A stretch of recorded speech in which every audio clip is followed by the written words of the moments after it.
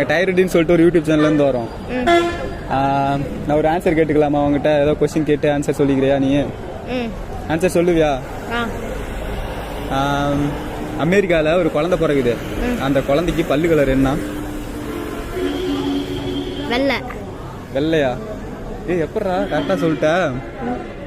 எப்படி கரெக்டாக சொன்ன? அவங்களே வெள்ளையா இருக்கும்போது அவங்க பல்லு வெள்ளையா தான் இருக்கான். சிரிங்க சிரிங்க, சந்தோஷமா இருங்க. இல்ல இல்ல, இன்னும் யோசி. பல்லு வளர்க்கறதுனால?